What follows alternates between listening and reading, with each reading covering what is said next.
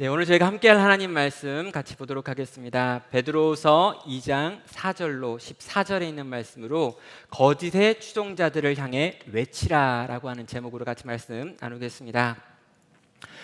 우리가 개인적인 죄를 짓는 과정에서요, 주변의 환경이 미치는 영향이 크다는 것을 알고 있습니다. 얼마 전에 발표되어 논란이 되었던 국가가 만든 통계가 있는데요. 인구 1000명당 범죄 건수라고 하는 통계입니다. 그래서 이 전국에 있는 사람들 또 전국에 있는 각 도시별로 인구 1000명당 범죄가 몇 건씩 일어나는가에 대한 통계를 매해 연구해 왔는데 이번에 한번 발표를 한 거죠. 그러면 전국 평균은요, 인구 1000명당 1년에 30건 정도 범죄를 저지른다라고 나와 있습니다. 30.3건이라고 하더군요. 그런데 이렇게 전국 평균이 30건이고요. 또 이렇게 다 대부분의 이 도시들 대부분의 도는 이 30에서 플러스 마이너스 5 안에 이렇게 다 이렇게 들어 있습니다.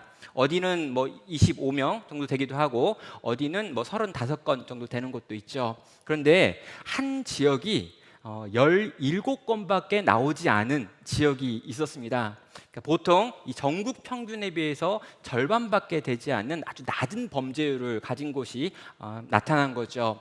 땅값이 무지막지하게 폭발적으로 올라버렸습니다. 반대는요, 또 하나가 있었는데 한 30건 정도 일어나는 게 전국의 평균인데 그 지역은 유독 42건이 일어나면서 12건이나 더 일어나는 지역도 나와가지고 많은 사람들이 그걸 발표해가지고 우리가 망했다라고 하면서 또 시위를 했던 적이 있습니다.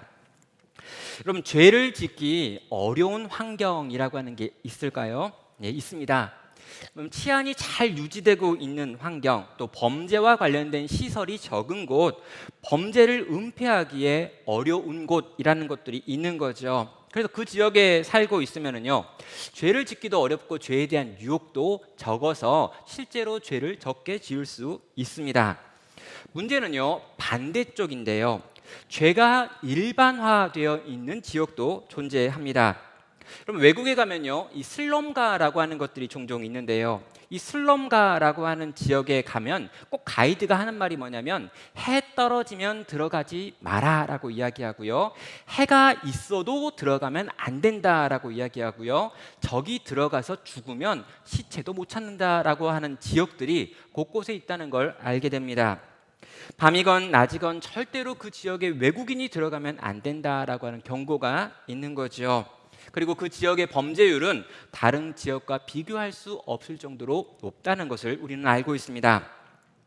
여러분, 왜 그 지역은 그런 걸까라고 생각을 해보면요, 그 지역에 살고 있는 많은 사람들이 만들어내는 공통의 정서라고 하는 것이 있는데 그 정서가 죄가 일상화된 것이라고 인식하면요, 실제로 그 속에서 죄를 짓는 게 어렵지가 않고 점점 더 많은 죄를 짓고 점점 더 악한 죄들도 그 지역에서 나타나는 거죠. 여러분, 개인이 죄를 선택하는 경우도 있습니다. 그러나 그 문화가 죄를 권장하는 문화일 때 이 죄와 개인이 싸우기는 대단히 어렵다는 것이죠. 성도 여러분, 죄가 일반화되고 일상화되어 있는 곳에서 죄를 짓지 않으려면 엄청난 힘이 필요합니다. 여러분, 거짓이 일상인 곳에서 거짓이 아닌 진실로 살려고 하면 엄청난 힘이 필요한 거죠. 여기서 동일한 이야기가 나옵니다. 모두가 착하고 선한 곳에서, 거짓이 없는 곳에서, 죄에 대하여 엄격하게 책임을 묻는 곳에서 의롭게 사는 것은 어쩌면 그렇게 어렵지 않을 수도 있습니다. 그러나 반대로 모든 것이 뒤틀어져 있는 곳에서, 그 뒤틀린 세상 속에서 의롭게 사는 것은 대단히 어려운 일이라는 거죠. 오늘 우리가 이 세상을 살면서 느끼는 어려움도 어쩌면 이 후자가 느끼는 어려움인 것 같습니다. 그럼 베드로는요, 이 편지를 쓰던 당시에 이 로마와 로마의 식민지들에게서 일어나고 있는 일들을 알고 있었습니다. 그리고 그 속에 있는 교회가 어떤 어려움을 당할지를 보고 있었죠. 그럼 베드로의 순교는 AD 66년 또는 67년이라고 이야기를 합니다. 그리고 이 편지의 기록 시기 역시 이 죽기 한 1년 어간이다라고 생각을 해가지고요, AD 한 65년 정도가 아닐까라고 학자들은 추정을 하지요. 그런데 이 AD 65년이라고 한 이 해가 대단히 중요합니다. 뭐냐면 이 로마에서 AD 64년, 그러니까 이 편지가 쓰여지기 딱 1년 전에 어떤 사건이 있었냐면 그 유명한 로마 대화재라고 하는 사건이 있었죠. 로마 전체의 3분의 1이 불타버리는 엄청난 화재가 있었고 많은 사람들이 죽고 재산이 파괴되어지는 일이 있었습니다. 그리고 그때 황제가 네로였죠. 그럼 이 네로는요, 이 불난 이 로마 제국을 바라보면서 이 거대한 이 도시가 불타버리는 걸 보면서 대단히 여러 가지 생각을 했고, 또 이거에 대한 여러 가지 막 견해들이 있습니다. 네로가 불을 질렀다, 네로가 하프를 들고 막 춤을 추면서 그 불타는 로마를 봤다. 그러지만 실제로 역사가들은 네로가 그렇게까지는 안 했다라고 이야기를 해요. 근데 문제는 뭐냐면 불타버린 이 도시에 살고 있던 사람들이 황제에 대해서 원망을 하고요. 그 당시 로마 군대나 로마의 제도가 이런 걸 막아내지 못한 것에 대한 분노가 이렇게 끌어오르는데 이 분노를 어딘가로 흘러 보내야 했던 겁니다. 네로가 선택한 건요, 이 민중의 분노를 기독교인이라고 하는 이 신생 종교 안에 믿는 자들에게 좀 넘겨야겠다라고 생각을 했고요. 이 화제의 주체로 기독교인들을 지목합니다. 그리고 엄청난 핍박이 시작되고 많은 그리스도인들이 순교하는 일들이 이때 일어나지요. 여러분, 이 로마 대화재 1년 후에 베드로 전후서가 쓰여지고 있습니다. 로마의 대화재와 네로의 실정으로 인해서 로마인들이 가지고 있던 그 엄청난 분노를 누군가가 대신 짊어져야 한다라고 생각을 했고, 이것이 기독교인들이라고 생각해서 그들을 희생양 삼은 것이죠.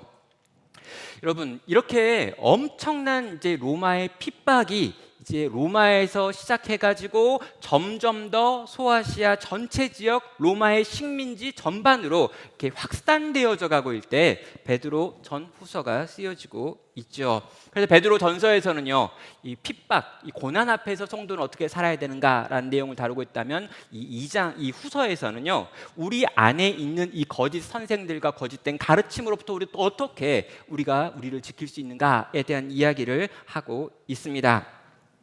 자, 여러분, 정말 어려운 시대에 하나님의 교회는 어떻게 살아남을 수 있을까? 하나님의 교회 성도는 어떻게 살아야 되는가라고 하는 문제가 베드로 전후서의 고민이었고요. 저는 동일한 고민이 오늘 우리에게도 있다라고 생각을 합니다. 여러분, 이 시대에 신앙의 양심을 가지고 하나님을 아는 지식에 근거해서 신적인 성품을 추구하면서 하루하루 성도로 살아가는 그 삶을 우리가 선택하여 살아간다면 어떤 일이 벌어질까요? 여러분, 힘들고 어려운 일들이 쫙 펼쳐진다는 겁니다. 왜요? 그렇게 사는 것이 좋은 것이다, 선한 것이다, 옳은 것이다 라고 말하는 세상이 아니라 더 이상 예수를 믿는 것이, 교회를 다니는 것이, 신앙의 양심대로 사는 것이 우리를 망하게 하는 길이다라고 가르치는 문화가 지금 우리가 살게 되는 문화이기 때문입니다. 이 코로나 시기를 지나면서 점점 더 교회에 대한 인기는 사라져가고 호감이 줄어들어갑니다. 그래서 지금 하나님을 믿지 않는 종교가 없는 사람들 가운데 기독교에 대해서 나는 나름 호감을 가지고 있다라고 말하는 사람의 비율이 6%밖에 되지 않습니다. 100명 중에 6명만 그래도 교회는 괜찮은 곳이지라고 생각을 하고, 나머지 대부분은 교회에 대해서 관심이 없다이거나 교회는 정말 잘못된 곳이다라고 생각하는 것이 지금 이 시대의 줄이라는 거죠. 그런 의미에서요, 저는 여기 계신 제가 어르신이라고 부를 수 있는 분들, 한 60을 좀 넘으신 분들은 그나마 조금 괜찮으시다라는 생각이 듭니다. 기독교의 좋은 시절을 같이 살면서 보내셨고 또 그 연배가 되셨기 때문에 어디 가서 구박당하시지도 않을 거예요.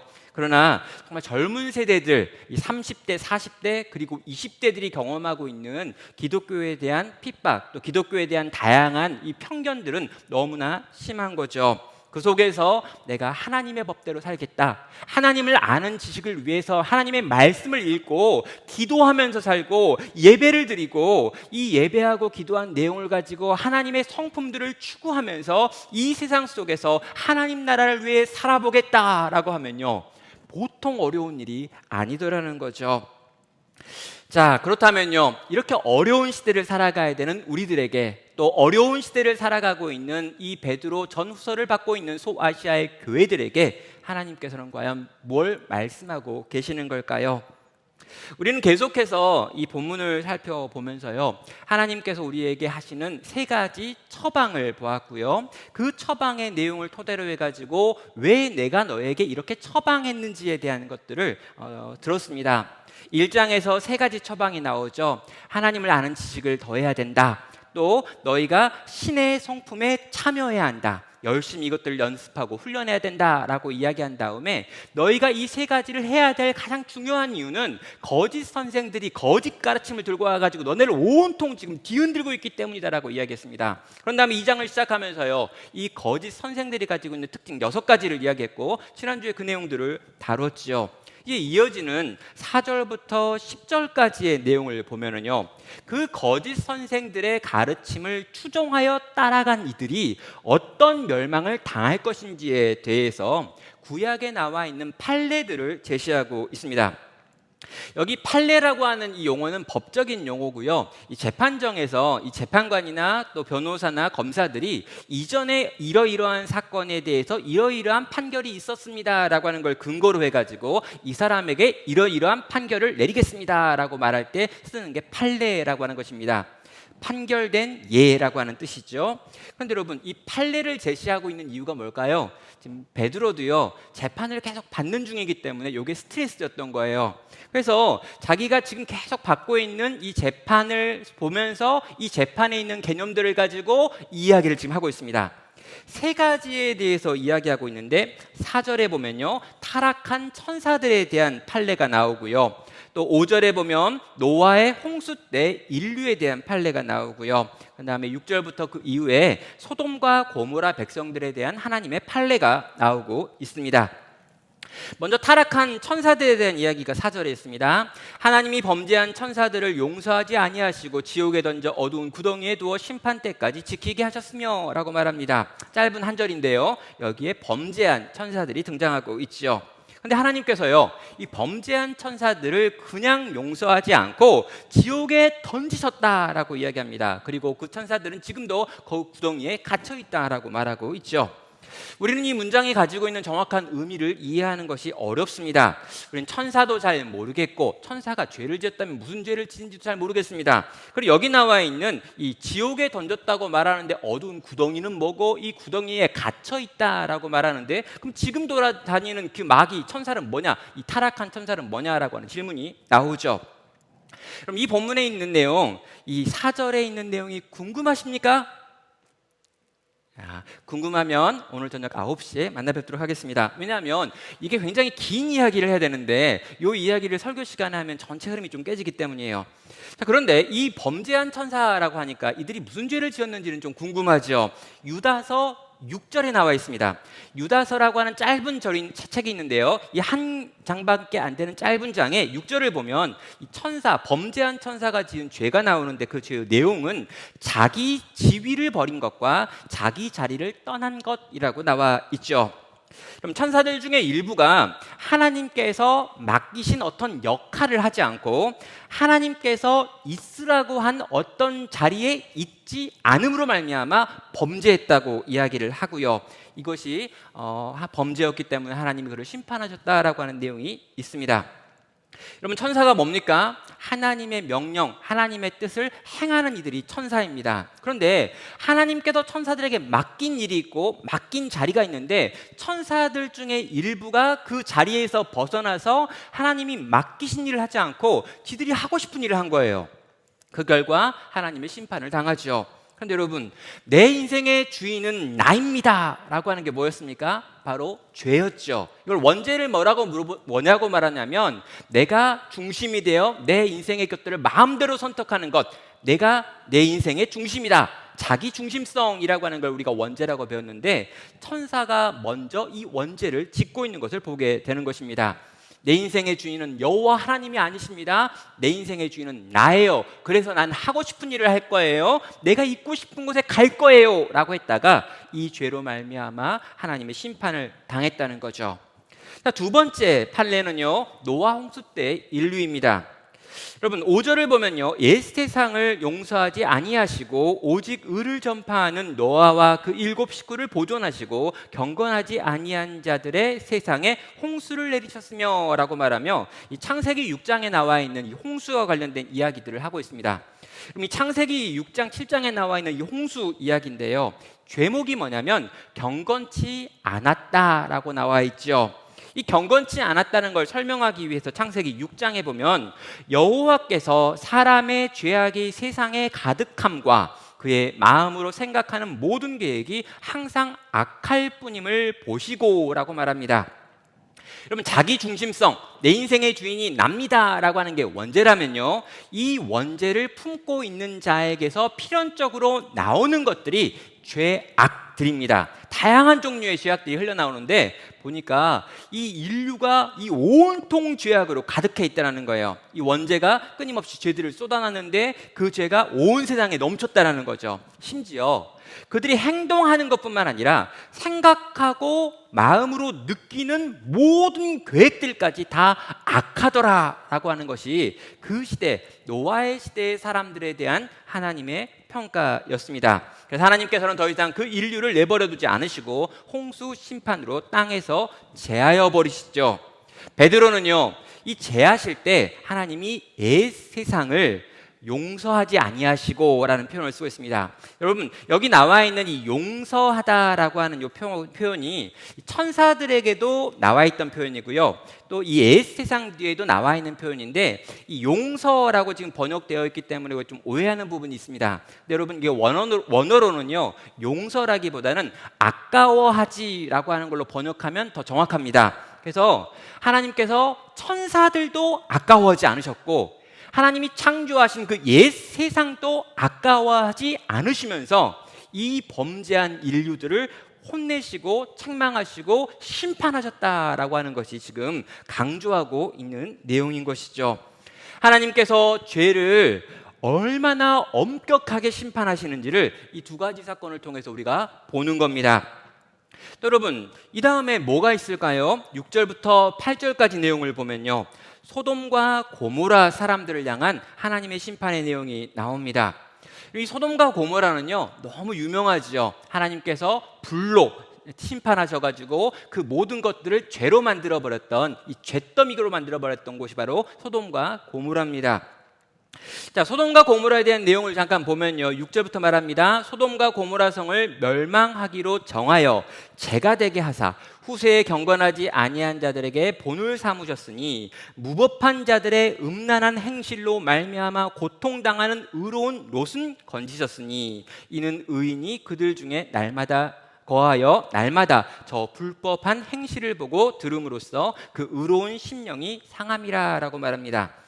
자, 소돔과 고모라가 어떤 죄를 지었는지에 대한 설명이 이 롯과 관련해 가지고 부연 설명을 할 때 나와 있죠. 무법한 자들의 음란한 행실이라고 하는 것, 또 그들의 불법한 행실이라고 하는 것이 그들이 심판당한 이유가 됩니다. 자, 이 음란한 행실을 하는 무법함이 뭐고 그들이 가지고 있던 이 불법한 행실이 어떤 것이었는가에 대해서 학자들이 지금도 계속해서 논의하고 있습니다.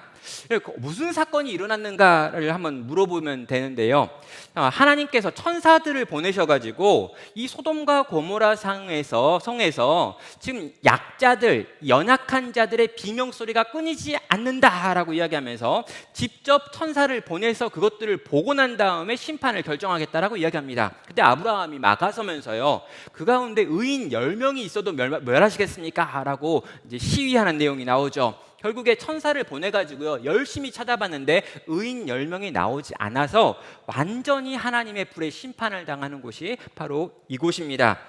그럼 여기에 죄가 뭐냐면요, 천사를 보냈는데 이 천사 둘이 잘생긴 남자의 모습으로 거기에 도착한 것 같습니다. 낮에 도착을 했는데요, 낮에 그 천사를 본 이들이 있었던 거죠. 그래서 그들이 어떻게 선택합니까? 밤에 온 도시에 있는 사람들이 남녀노소가 다 그 집에 몰려 들어와 가지고 이 천사 둘을 강간하겠다라고 하는 이야기를 하면서 거기서 축제를 벌인다는 거예요. 이게 뭘까요? 여러분 죄가 있는데 죄도 종류가 다채롭습니다. 여러분, 죄가 있는데 이 죄를 보면서 이건 죄니까 다른 사람 모르게 해야겠다라고 하면 이 죄가 개인적인 영역에 이렇게 있는 거예요. 근데 이 죄가 딱 있는데 이 죄를 내가 드러내놓고 마음껏 해도 주변에 어디서 제재하는 사람이 없으면 어떻게 될까요? 이건 죄가 이미 이 시대의 정신이 되어 있는 거죠. 그런데 이 소돔과 고모라의 특징이 바로 그겁니다. 지금 누군가 연약한 사람 나그네가 들어왔는데 이 나그네를 성폭행해야겠다라고 하는 결정을 했는데 한두 사람이나 또는 그곳에 있는 건달들이 하는 게 아니라 그 도시 전체 남녀노소가 다 모여가지고 마치 축제하는 것처럼 하고 있다라고 하는 건 그 도시 전체가 죄로 완전히 물들어 있는 도시였다라고 하는 걸 보여주는 거죠. 이걸 딱 보신 다음에 천사를 통해 이걸 확인하신 하나님께서 여기에 불을 던지시는 심판을 내리고 있습니다. 여러분, 우리는 이 세 가지 판례를 통해서 확인하게 되는 것이 있습니다. 세상에 심판이 없다라고 거짓 선생이 가르쳤습니다. 그리고 이 거짓 선생의 가르침을 쫓아가지고 이 거짓된 말을 쫓아 추종하던 사람들은 결국에 내 인생은 내 맘대로 살면 되는 거야, 또 내가 뭘 하든 상관없지, 하나님께서는 내 인생을 판단하고 심판하는 일은 없는 거야 라고 생각하며 막 산다는 겁니다. 그리고 그렇게 막 살면 그 결국이 무엇일까요? 하나님의 공의로운 심판이 있다는 거죠. 하나님의 심판을 믿지 않는다면, 하나님의 말씀의 참됨을 믿지 않고 하나님께서 모든 인생들을 마지막에 반드시 심판한다라고 하는 이 진리를 수용하지 않는다면 결국에 하나님의 엄중한 심판 속에서 망할 수밖에 없다라는 게 이 세 가지 이야기를 통해 가지고 판례가 보여주는 내용이 되는 겁니다. 자, 그래서요 9절과 10절 상반부를 보면은요 이 모든 판례를 정리해 가지고 판결문을 읽고 있습니다. 9절입니다. 주께서 경건한 자는 시험에서 건지실 줄 아시고 불의한 자는 형벌 아래 두어 심판 날까지 지키시며 특별히 육체를 따라 더러운 정욕 가운데서 행하며 주관하는 일을 멸시하는 자들에게는 형벌할 줄을 아시느니라 라고 말합니다. 형벌한다는 거죠. 이런 식으로 살면 이렇게 망한다. 그리고 이것이 진리다. 이것이 너희 향한 판결이다 라고 말하고 있습니다. 열심히 거짓을 추종하여 거짓된 가르침을 따라간 그 인생들의 결국은 망하는 것입니다 라고 하는 게 9절과 10절을 통한 판결문의 내용이지요. 성도 여러분, 경건치 않은 이들은 반드시 심판당합니다. 하나님이 결국에는 심판하실 것이다, 하나님께서 마지막에 판단하시는 거야 라고 하는 진리를 믿지 않고 마음대로 사는 모든 인생들은 결국에 완전히 멸망하는 것으로 끝난다는 거죠. 그런데 여러분, 이렇게 멸망의 이야기들을 보다 보면요 이 멸망의 이야기 속에서 멸망당하지 않는 존재들이 있습니다. 누굴까요? 여기 하나는 노아고요, 다른 하나는 롯이지요. 둘 다 하나님을 믿는 사람이었고 의롭다라고 하는 이름이 수식이 붙어 있습니다. 여러분, 롯도 이 아브라함의 조카 롯도 의로운 사람이어서 살린다라고 이야기하고요, 이 노아도 그 시대에 의로운 사람이기 때문에 살리겠다라고 하는 이야기가 이 두 가지 판례 가운데 예외 조항으로 들어가 있는 것을 확인하게 됩니다. 여러분, 둘 다 구원받아요. 둘 다 하나님의 심판에서 생명을 건집니다. 그런데 이 둘이 아주 극명한 차이가 있다는 걸 우리는 확인해야 될 필요가 있어요. 이 둘에 대한 하나님의 평가가 전혀 다르다는 거죠. 아브라함의 조카 이 롯, 아브라함과 헤어져 소돔에 들어와 살았던 롯에 대한 평가를 보시면은요 그는 늘 고통당하는 사람이었습니다. 날마다 그 의로운 심령이 상했다라고 하는 수식이 붙어 있죠. 그래서 7절에 보면요 하나님께서 그를 건지셨다라고 표현하고 있습니다. 그러니까 여러분, 이 건지셨다라고 하는 건 뭐냐면 이 롯이라고 하는 사람은 엄청나게 고생을 많이 했다. 정말 그 의로운 롯은 그 의롭지 않은 세상 속에서 여러 가지 고생을 하며 고통을 당하고 마음도 상하고 힘들었다라고 이야기한 다음에 그래서 하나님께서 그를 모든 걸 다 멸망시킬 때 건져내셨다라고 이야기하는 거예요. 그가 살아난 게 아니고요, 그가 살아서 이렇게 도망치거나 어떤 그 심판을 넘어간 게 아니라 하나님이 마지막 순간에 그를 거기서 끄집어내셨다라고 하는 표현이 여기 나오는 건지셨다의 표현이죠. 그가 했던 일은 뭐냐면 그저 그냥 견디는 거였습니다. 죄를 짓지 않는 정도였어요. 한 번도 제대로 이 롯은 소리를 낸 적이 없습니다. 소돔과 고모라의 범죄에 참여하지는 않았지요. 그러나 그렇다고 해서 그들을 막아내려고 하지도 않았습니다.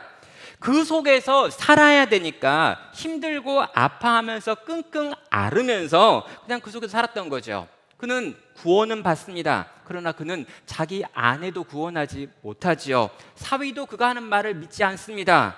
결국에 두 딸과 함께 도망쳐 나왔고 간신히 살아난 두 딸과 함께 자식을 만들어 가지고 아주 하나님과 대적하는 이 어떤 민족을 만드는 사람이 되고 있지요. 여러분, 그는 간신히 건짐받은 사람으로서 죽지 않고 살았지만 살아서 아무것도 하나님을 위한 유익을 만들어내지 못한 부끄러운 구원을 받은 인생으로 여기에 기록되고 있는 겁니다. 반면에 노아가 있습니다. 노아에 대한 평가는 롯과는 사뭇 다르죠.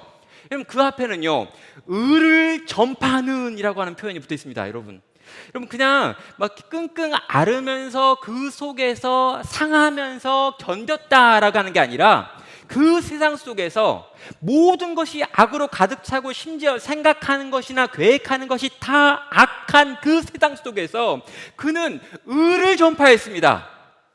여러분, 끊임없이 그는 무언가를 외쳤어요. 의가 무엇입니까? 하나님과 나 사이에 있는 관계이죠. 여러분, 하나님과 관계가 끊어져 가지고 고통하는 그 세상 속에서, 죄가 흘러 넘치는 세상 속에서 적어도 그는 120년 동안 계속해서 방주를 만들면서 하나님의 심판이 있다, 그리고 어서속히 너희는 죄를 깨닫고 돌이켜서 이 방주로 들어와야 한다 라고 하는 걸 외치는 삶을 살았다는 것입니다. 그는 끊임없이 의를 전파했습니다.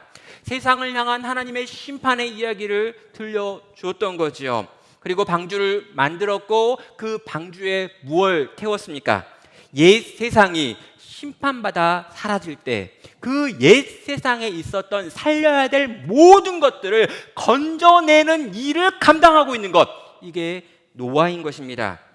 그럼 옛 세상을 이어갈 수 있는 새 세상의 씨앗을 방주 안에 가득히 담아 보존하는 일을 바로 노아는 감당했다는 거죠. 롯은 건짐 받았습니다. 노아는 건져내는 일을 하나님과 동역하여 행하고 있더라는 거죠.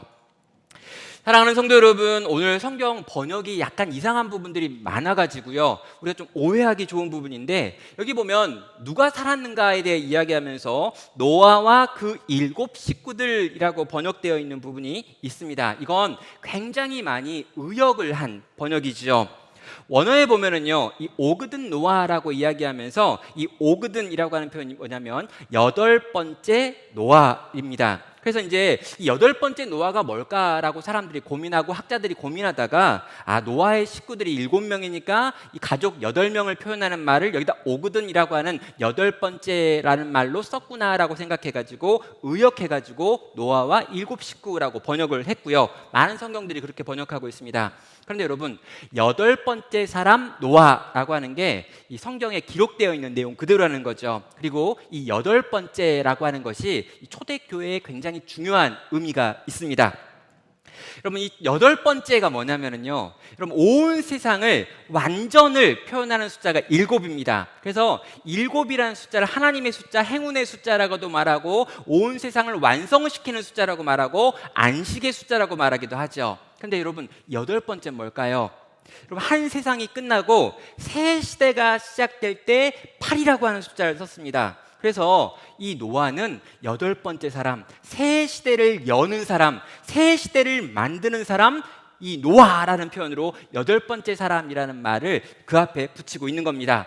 하나님이 옛 세상을 아까워하지 아니하시고 새 세상을 열고 계시는데, 그 새 세상을 여는 자가 노아다라고 하는 의미에서 8번째 사람 노아라고 지금 수식을 붙여주고 있는 거죠. 사랑하는 성도 여러분, 하나는 겨우 건짐을 받습니다. 다른 하나는 새로운 세상을 여는 자가 되어 누군가를 건져내고 있죠. 그렇다면 여러분, 우리는 어느 쪽입니까? 여러분, 세상이 너무 힘들고 어려워서 끙끙 앓으면서 힘들어하면서 정말 그들이 죄를 많이 짓고 있지만 나는 죄를 짓지 말아야지라고 하면서 신음하며 그저 견디는 롯과 같은 종류의 삶을 살고 계십니까? 예, 하나님이 건지실 것입니다. 그러나 하나님께 아무것도 내놓을 것이 없을 겁니다. 반면에 여러분, 노아는요, 그 속에서 의를 전파하기를 선택합니다. 하나님의 심판을 온몸으로 보여주기를 선택합니다. 그 일이 굉장히 힘들고 어려운 일입니다. 120년 동안 여러분 방주를 짓는 그 일을 하고 있다는 거, 모든 사람들이 미쳤다고 말할 것이고 많은 사람들이 노아가 하는 말을 들어주지 않았을 겁니다. 결국에 아무도 안 들었죠. 결국 자기 가족들밖에 구원하지 못했습니다. 그러나 그는 새로운 창조의, 새로운 시대의 문을 여는 자로 하나님께서 기억하고 계시죠. 성도 여러분, 이 세상에서 고통당하고 신음하면서 숨죽이고 겨우 살다가 건진받는 롯의 자리가 내가 지금 있는 자리가 아닐까요? 그리고 이 땅에 있는 많은 교회들이 어쩌면 숨죽이고 어떻게든 지금 살아남아야겠다라고 하면서 이 롯의 자리에 숨어 있는 건 아닌 걸까요? 우리 하나님은 뭘 우리에게 원하시고 우리 교회에게 원하실까요? 새 시대를 여는 8번째 사람이 되기를, 8번째 교회가 되기를 원하고 계시지는 않으실까요? 여기 계신 우리 모든 성도님들과 또 제가, 또 우리 교회가 이 8번째 새 창조를 만들어내고 시작하는 그런 인생과 교회가 되기를 주님의 이름으로 축원합니다.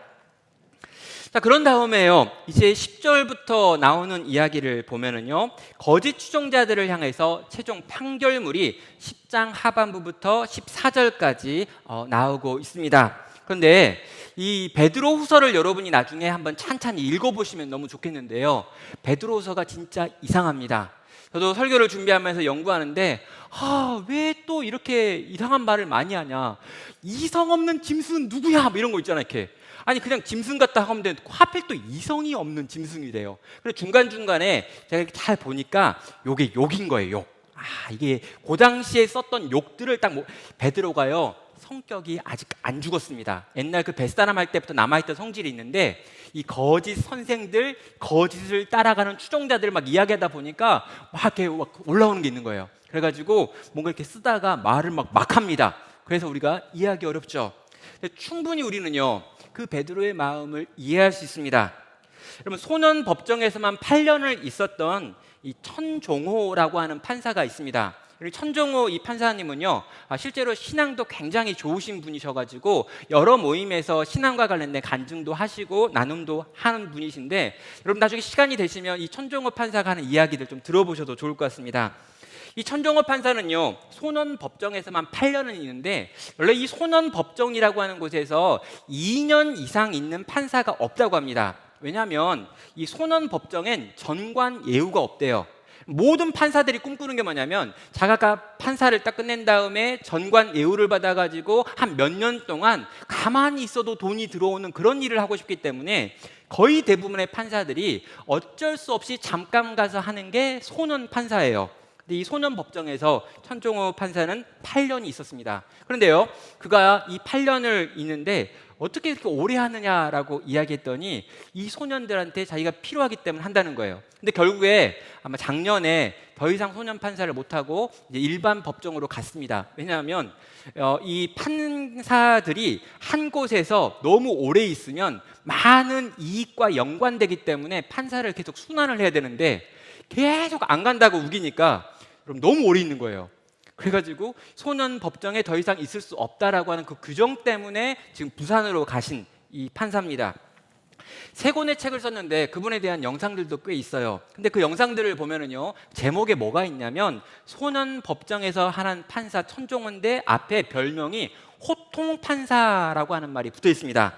근데 이 호통 판사인데요, 무슨 말을 제일 많이 하냐면 안 돼, 안 바꿔줘, 바꿀 생각 없어, 빨리 돌아가, 이걸 이렇게 막 엄청 세게 이야기합니다. 그래가지고 이제 판결을 딱 읽어주고 판결문을 보고 애들이 막 울고 바꿔주세요, 고쳐주세요, 용서해주세요 막 그러면 애들한테 엄청 혼내가지고 막 애들이 막 다 울고 엄마도 울고 막 무릎 꿇고 빌고 이렇게 만드는 게 이 판사의 특징이에요. 사람들이 이 판사에게 도대체 당신은 왜 이렇게 법정에서 소리를 지르느냐라고 물었습니다. 그랬더니 그 판사가 하는 말이 뭐냐면 비행 청소년들이 다시는 법정에 서지 않았으면 하는 마음으로 그 3분밖에 주어지지 않는 판결을 내려야 되는 그 시간에 다시는 죄 짓고 싶은 마음이 들지 않도록 어떻게든 혼을 내서라도 그 친구들 다시 법정에서 보기 싫어서 그런다라고 하는 이야기를 하는 거죠. 여러분, 소년 법정이 웃기다고 합니다. 3분 법정이라고 해가지고요, 옛날에 컵라면 먹을 때 3분 컵라면 이런 거 있잖아요. 법정에 가면 애들한테 3분밖에 시간을 못 쓴대요. 그래서 3분 동안 뭘 찬찬히 설명하고 뭐 마음을 받아주고 할 시간이 없더래요. 해보니까. 그래서 뭐냐면 3분 동안 내내 소리를 지르는 거예요. 계속해서 만나는 사람마다 소리를 질러가지고 어떻게든 한 명이라도 더 다시 또 이 감옥에, 다시 또 이런 법정에 서지 않게 하는 것. 이 사람이 이 청년들, 이 청소년들을 사랑하기 때문에 8년 동안 외쳤던 소리였던 거죠. 베드로도 지금 비슷합니다. 너무 열받는 거예요.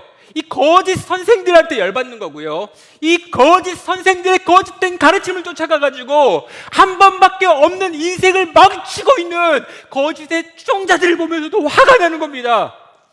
너무 쉽게 넘어가고 너무 쉽게 무너지고 너무 쉽게 진리로부터 떠나가고 있는 사람들을 보니 참을 수가 없는 거죠. 그래서 했던 말을 또 하는 것 같고요, 반복해서 말하는 것 같고요, 때로는 이게 무슨 말인가 싶은 말들도 막 하면서 지금 판결문을 낭독하고 있는 거죠. 그럼 10절 하반부부터요 12절까지 보면 이렇습니다. 이들은 당돌하고 자긍하며 떨지 않고 영광 있는 자를 비방하거니와 더 큰 힘과 능력을 가진 천사라도 주 앞에서 그들을 거슬려 비방하는 고발을 하지 아니하느니라. 그러나 이 사람들은 본래 잡혀 죽기 위하여 난 이성 없는 짐승과 같아서 그 알지 못하는 것을 비방하고 그들의 멸망 가운데서 멸망을 당하며 라고 말합니다. 13절은 말하죠. 불의의 값으로 불의를 당하며 낮에 즐기고 노는 것을 기쁘게 여기는 자들이니 점과 흠이라. 너희와 함께 연애할 때 그들의 속임수로 즐기며 놀며. 14절은 말하죠. 음심이 가득한 눈을 가지고 범죄하기를 그치지 아니하고 굳세지 못한 영혼들을 유혹하며 탐욕에 연단된 마음을 가진 자들이니. 그들은 누구입니까? 저주의 자식들이다 라고 말하는 거예요.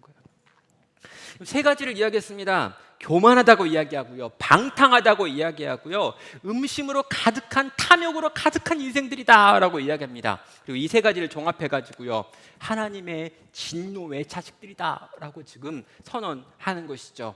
그들은 그 진노를 당할 거라는 것입니다.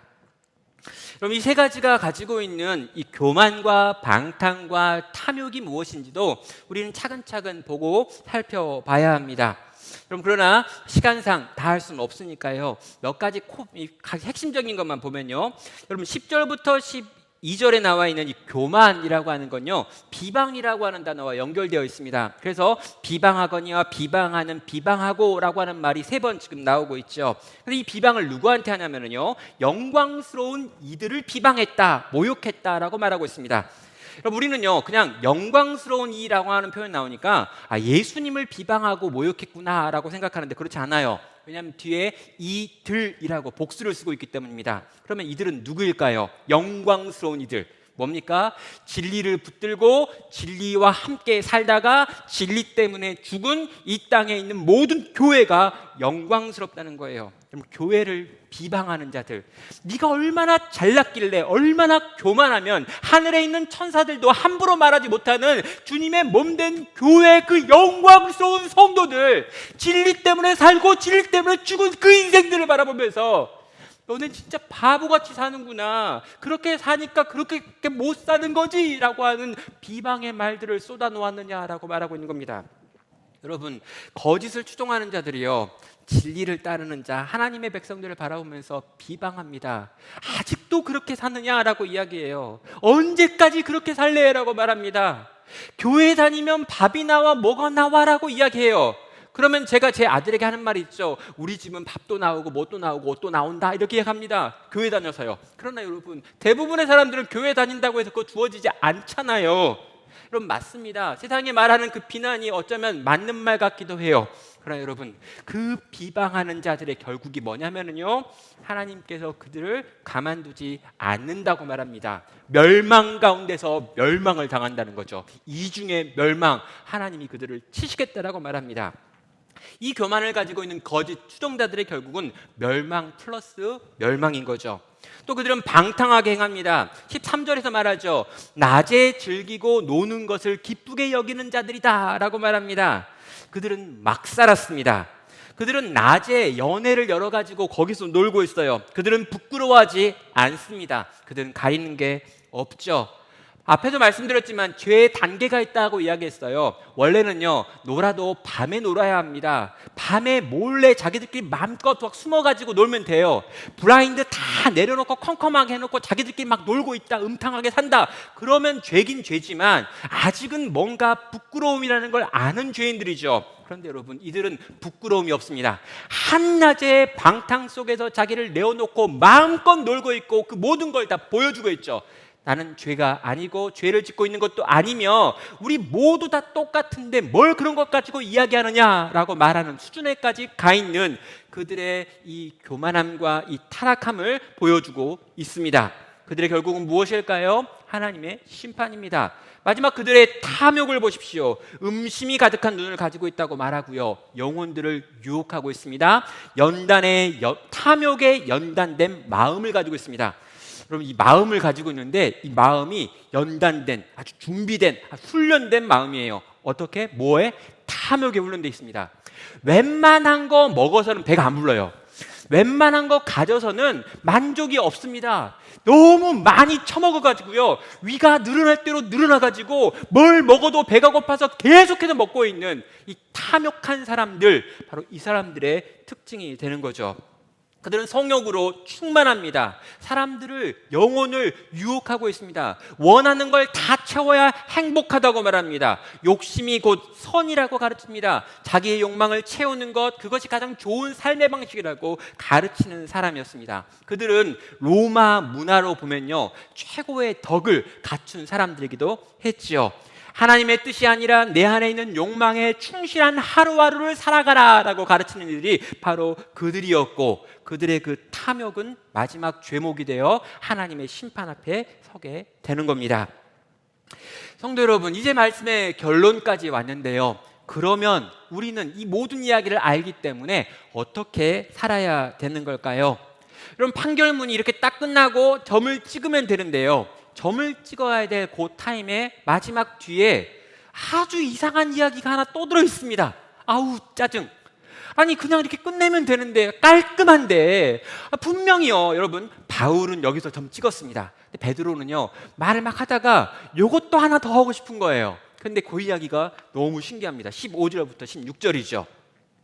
그들이 바른 길을 떠나 미혹되어 부올의 아들 발람의 길을 따르는도다. 그는 불의의 싹을 사랑하다가 자기의 불법으로 말미암아 책망을 받되 말하지 못하는 나귀가 사람의 소리로 말하여 이 선지자의 미친 행동을 저지하였느니라 라고 하는, 갑자기 민수기 22장에 남아있는 또 이야기를 갖고 오는 거예요.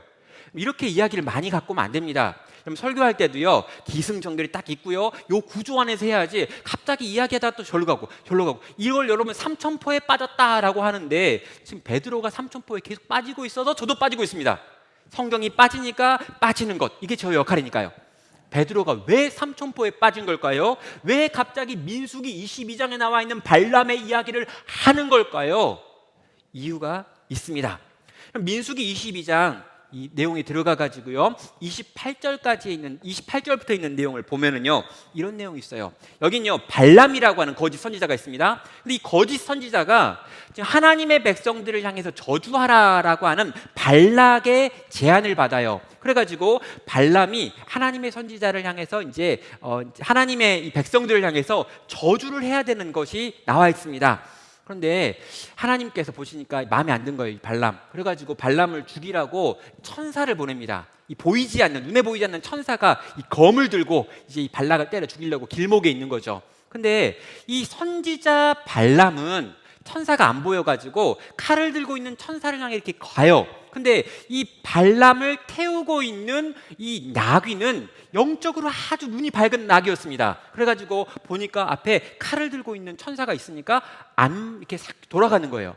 발람은 반드시 가고 싶은데 나귀가 이러고 딱 가요. 그래가지고 이제 왜 이러지 나귀가 막 때리죠. 그런데 막 때리니까 또 가요. 또 이렇게 길을 피해 가니까 천사가 저기 딱 서 있으니까 또 이 나귀가 옆으로 해가 쭉 돌아갑니다. 세 번째로 천사가 어떻게 했냐면요, 이 벽돌과 벽돌이 딱 있고 요 사이에 딱 서 있는 거예요. 아무도 이렇게 돌아가지 못하게, 이 나귀도 돌아가지 못할 만큼 딱 해가지고요. 이제 이 나귀가 해보니까 천사를 피하려고 하기가 너무 어렵고, 그래가지고 어떻게 했냐면 벽에 딱 붙어가지고요, 막 이렇게 간 거죠. 이렇게. 그러니까 벽에 딱 붙어가지고 나귀가 가니까 천사가 이렇게 스쳐 지나가게. 그러니까 이렇게 가다 보니까 이 발람이 자기 한쪽 다리가 벽에 닿아가지고 긁힌 거예요. 그러니까 이 나귀가 미쳤나 그래가지고 나귀를 막 때립니다. 이놈의 나귀가 오늘 내내 말을 안 듣는다. 그때 갑자기 이 나귀가요, 입을 열어서 말하는 내용이 있어요. 성경 전체에서 동물이 말하는 게 딱 3번 있습니다. 뱀이 한번 말하고요, 요 나귀가 한번 말하고요, 나중에 독수리가 한번 말하거든요. 성경 전체에 딱 3번 나오는데 그 중에 딱 중간에 있는 게 요 나귀예요. 뭐라고 말하는지 들어볼까요? 28절입니다. 여호와께서 나귀의 입을 여시니 발람에게 나귀가 말합니다. 내가 당신에게 무엇을 하였기에 나를 이같이 3번 때리느냐? 나귀가 말한 거예요, 여러분. 나귀가 자기 타고 있는 주인한테 내가 당신한테 뭘 잘못했는데 날 3번이나 때리냐? 막 그랬어요. 그래도 여러분, 발람이요, 원래 놀려야 되잖아요, 나귀가 말했으면. 근데 나귀가 말했다는 생각이 안 들었나 봐요. 나귀에게 이 말을 딱 듣고 발람이 29절에서 말합니다. 네가 나를 거역하기 때문이다. 내 손에 칼이 있었으면 넌 뒤졌어. 이렇게 이야기하는 거예요. 그러니까 엄청 화가 나가지고 지금 얘가 나귀가 말했다는 걸 생각하지 않고, 그러니까 나귀가 딱 들이치니까 자기도 한번 확 말하는 거예요. 내 손에 칼이 있었으면 죽었어. 이렇게 이야기하죠. 이 말을 들은 나귀가 너무 어이가 없어가지고, 그걸 이제 복창이 터진다 이런 이야기 하겠죠. 나귀가 발람한테 이렇게 30절에서 말합니다. 나는 당신이 오늘까지 당신의 일생 동안 탄 나귀가 아니냐. 내가 언제 당신한테 이같이 하는 버릇이 있었더냐. 나귀가 지금 너무 억울한 거예요. 내가 평생 너를 태우고 다녔는데 단 한 번이라도 너한테 이렇게 한 적 있었냐? 네가 가자고 할 때 안 간 적 있었냐? 네가 똑바로 가자고 할 때 네가 비껴간 적 있었냐? 3번이나 내가 그랬으면 뭔가 이유가 있겠지라고 생각을 해야지, 나를 칼로 쳐 죽이겠다고? 그러니까 발람이 뭐라고 대답하냐면 이렇게 대답하죠. 그가 말하되 없었구나. 갑자기 미안해진 거예요. 뭔가 이유가 있나? 그런 거죠. 그런 다음에 하나님께서 발람의 눈을 여시는데 그 앞에 칼을 들고 있는 천사를 보게 해주시죠. 그럼 여기서 이 나귀가 하고 있는 말 들어보세요. 오늘까지 당신의 일생 동안 탄 나귀가 아니냐? 내가 언제까지 당신에게 이같이 하는 버릇이 있었더냐? 뭘까요? 나귀는요, 지금 발람이 자기를 평생 타고 내가 평생 너와 동행했다고 이야기하는 거예요.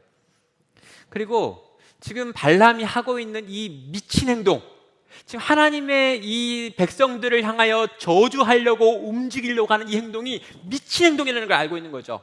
거기다가 눈까지 밝아가지고 지금 이대로 가면 천사한테 지금 내 주인이 맞아 죽는다는 것까지 알고 있습니다. 그래서 어떻게 하는 걸까요? 진짜 내 주인, 정말 이 거짓 선지자이긴 한데도 불구하고 내 주인, 이 주인 살리고 싶은 겁니다. 이대로 망하게 내버려둘 수 없었다는 거죠. 그래서 두들겨 맞으면서도 여호와의 사자를 피한 겁니다. 두들겨 맞으면서도 벽을 끌고 간 겁니다. 그래가지고 지금 맞고 있고 오해받고 있고 심지어 칼에 맞을 지경까지 처한 거죠. 그래도 발람의 나귀는요, 어찌하였건 이 발람을 살려보려고 애쓰고 있더라는 거죠. 사랑하는 성도 여러분, 저는요, 이 발람의 나귀의 이야기로 이 판결문을 끝내는 이 부분에서 어쩌면 베드로가 우리에게 이런 말 하는 건 아닐까 싶습니다. 거짓 선생도 나쁜 놈들이고 이 선생을 쫓아가 추종자가 된 이들도 악한 이들인데 그들도 너희와 평생 함께 살고 있는 자들 아니냐? 그들도 사랑해야 될 존재들이 아니냐? 그들도 아직 심판당하지 않았다면 지금 돌이킬 수 있는 가능성이 있는 자들 아니냐? 발람의 나귀가 이 발람 한번 살려보겠다고 그렇게나 애쓰고 수고하다가 심지어 입을 열어서 발람을 향해 말까지 하고 있지 않느냐? 그렇다면 사랑하는 교회야, 사랑하는 성도야, 너희도 이 세상 속에서 그저 건진받는 것으로 만족하지 말고 의의 전파자 노아처럼 그렇게 세상을 향하여 이 거짓 추종자들을 향하여 돌이키라고 외쳐야 하지 않겠느냐라고 말하고 있다라는 생각입니다. 이 발람의 나귀가 보여주고 있는 이 이야기와 교훈을 받아서 오늘 여기 계신 우리 모든 성도님들이 다시 한번 이 거짓이 가득하고 거짓을 따르는 이가 가득하여 결국에 망할 것 같은 세상 속에서 다시 한번 내가 알고 있는 진리와 복음을 선포하며 그리스도를 증거하며 신적인 성품을 보여주며 하나님을 아는 지식을 더하여가며 이 세상 속에서 다시금 의를 선포하는 귀하고 복된 성도의 사명 감당할 수 있기를 주님의 이름으로 축원합니다.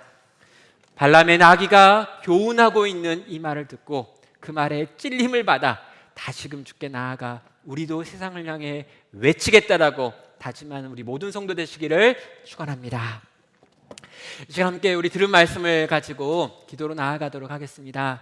하나님, 정말 이 세상 속에서 입 다물고 가만히 내 신앙 하나 지키는 것, 그래서 건진받는 것으로 끝나는 롯과 같은 삶을 살려고 했던 것이 우리들입니다. 우리는 적극적으로 죄를 짓고 적극적으로 악을 행하는 사람이 되려고 한 것은 아니지만 이런 세상 속에서 너무 피곤하고 너무 힘들게 살고 싶지는 않았던 것 같습니다. 그러나 하나님, 오늘 이 나귀가 입을 열어서 우리를 향해 외치고 있습니다.